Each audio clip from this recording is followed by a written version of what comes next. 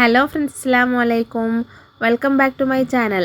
ഇന്ന് നമ്മളിവിടെ സ്റ്റാർട്ടേഴ്സായോ അതല്ലാന്നുണ്ടെങ്കിൽ സൈഡ് ഡിഷായോ നമുക്ക് സെർവ് ചെയ്യാൻ പറ്റുന്ന നല്ലൊരു BDFൻ്റെ റെസിപ്പിയാണ് ട്രൈ ചെയ്യാൻ പോണത്. ഈ ഒരു ബീഫ് ഡ്രൈ ഫ്രൈ നമുക്ക് വളരെ ഈസി ആയിട്ട് തട്ടുകട സ്റ്റൈലിൽ തന്നെ വീട്ടിൽ പ്രിപ്പയർ ചെയ്യാൻ പറ്റും. അതിന് വേണ്ടിയിട്ട് ഞാനിവിടെ ഒരു 1/2 കിലോ ബീഫ് എടുത്തിട്ടുണ്ട്. എന്നിട്ട് നല്ലപോലെ തന്നെ കഴുകി വൃത്തിയാക്കിയിട്ട് ഇതുപോലെ നീളത്തിൽ കട്ട് ചെയ്തെടുത്തിട്ടുണ്ട്.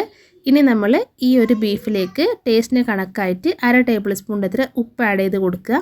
അതുപോലെ തന്നെ ഒരു 1/2 ടേബിൾ സ്പൂൺ അത്ര മുളക് പൊടി ആഡ് ചെയ്ത് കൊടുക്കുക.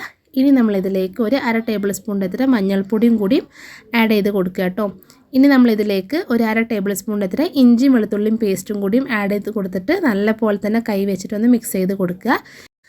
ഇതുപോലെ ഒന്ന് മിക്സ് ചെയ്ത് കൊടുക്കുക. ഇനി നമ്മൾ ഇതൊന്ന് വേവിച്ചെടുക്കണം. അതിന് വേണ്ടിയിട്ട് ഒരു കുക്കർ എടുത്തിട്ട് ആ കുക്കറിലേക്ക് ഈ ഒരു ബീഫ് ഫുള്ളായിട്ട് ആഡ് ചെയ്ത് കൊടുക്കുക കേട്ടോ. എന്നിട്ട് ഒരു ഗ്ലാസിൻ്റെ അത്ര വെള്ളം കൂടിയും ആഡ് ചെയ്ത് കൊടുത്തിട്ട് ഒന്ന് വേവിച്ചെടുക്കുകയാണ് ചെയ്യേണ്ടത്.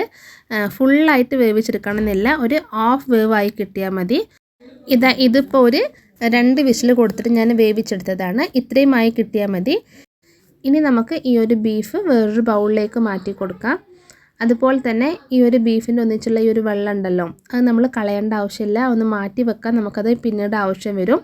എന്നിട്ട് ഈ ഒരു ബീഫിലോട്ട് 1/2 ടേബിൾ സ്പൂണും കൂടിയും മഞ്ഞൾപ്പൊടിയും പിന്നെ 1 ടേബിൾ സ്പൂണിൻ്റെ അത്ര മുളക് പൊടിയും അതുപോലെ തന്നെ 1 ടേബിൾ സ്പൂണിൻ്റെ അത്ര കോൺഫ്ലവറും കൂടി ആഡ് ചെയ്ത് കൊടുക്കുക.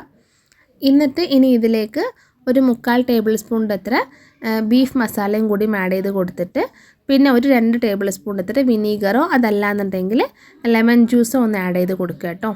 എന്നിട്ട് ലാസ്റ്റായിട്ട് നമ്മളിതിലേക്ക് ആഡ് ചെയ്ത് കൊടുക്കേണ്ടത്, നമ്മളിപ്പോൾ ബീഫ് വേവിച്ച് കഴിഞ്ഞിട്ട് ആ ഒരു വെള്ളം ഉണ്ടായില്ലേ, അതൊരു 2-3 ടേബിൾ സ്പൂൺ അത്ര അതും കൂടി ആഡ് ചെയ്ത് കൊടുത്തിട്ട് നല്ലപോലെ തന്നെ കൈ വെച്ചിട്ടൊന്ന് മിക്സ് ചെയ്ത് കൊടുക്കുക. ഈ ഒരു രീതിയിലായി കിട്ടണം. എന്നിട്ട് ഇതൊരു അരമണിക്കൂർ സമയം നമ്മൾ ഫ്രിഡ്ജിൽ വെക്കുക കേട്ടോ. ഇതിപ്പോൾ അരമണിക്കൂർ കഴിഞ്ഞിട്ട് ഞാൻ ഫ്രിഡ്ജിൽ നിർത്തതാണ്. ഇതുപോലെ മസാല നല്ലപോലെ തന്നെ ബീഫിൽ പിടിച്ചിട്ടുണ്ടാകും. ഇനി ഒരു ഫ്രൈ പാൻ അടുപ്പത്ത് വെച്ചിട്ട് ആ ഒരു പാനിലോട്ട് നമ്മൾ ഓയിൽ ആഡ് ചെയ്ത് കൊടുക്കുക. ഡീപ് ഫ്രൈ ചെയ്യാൻ പാകത്തിന് കുറച്ചേറെ തന്നെ ഓയിൽ അതിലോട്ട് ആഡ് ചെയ്ത് കൊടുത്തിട്ട് ആ ഓയിൽ നല്ല പോലെ ചൂടായി വരുന്ന സമയത്ത് ഈ ഒരു ബീഫ് അതിലേക്ക് ഇട്ടിട്ട് ഡീപ് ഫ്രൈ ചെയ്തെടുത്താൽ മതി.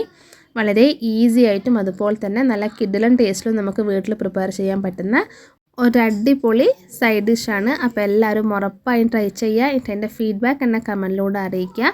അതുപോലെ തന്നെ നിങ്ങളെ ഫ്രണ്ട്സ്, ഫാമിലി എല്ലാവർക്കും നമ്മളെ വീഡിയോസ് നിങ്ങൾ ഷെയർ ചെയ്ത് കൊടുക്കുക കേട്ടോ. ഈ ഒരു രീതിക്ക് നമ്മൾ BDF ഒന്ന് ഫ്രൈ ആയി കിട്ടിയതിന് ശേഷം ലാസ്റ്റായിട്ട് നമ്മൾ ഇതിലേക്ക് കുറച്ച് കരിവേപ്പിലയും അതുപോലെ തന്നെ കുറച്ചും കൂടി എരിവ് വേണമെന്നുണ്ടെങ്കിൽ ഒരു 2 പച്ചമുളകും കൂടിയും ഈ ഒരു സമയത്ത് ഇതിലേക്ക് കട്ട് ചെയ്തിട്ട് ആഡ് ചെയ്ത് കൊടുത്തിട്ട് എണ്ണയിൽ നിന്ന് കോരിയെടുത്താൽ മതി. നല്ല പെർഫെക്റ്റ് ടേസ്റ്റിൽ നമുക്ക് BDF വളരെ ഈസി ആയിട്ട് വീട്ടിൽ പ്രിപ്പയർ ചെയ്യാൻ പറ്റും. ഇനി നമുക്കിതൊരു സെർവിങ് പ്ലേറ്റോട്ട് മാറ്റി കൊടുക്കാം.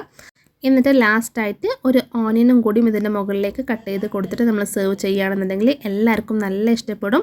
അപ്പോൾ ഇനി ഇതേപോലെ ഒരു അടിപൊളി പുതിയ റെസിപ്പിയുമായി വരുന്നവരെ എല്ലാവരോടും ബൈ. അസ്സലാമു അലൈക്കും.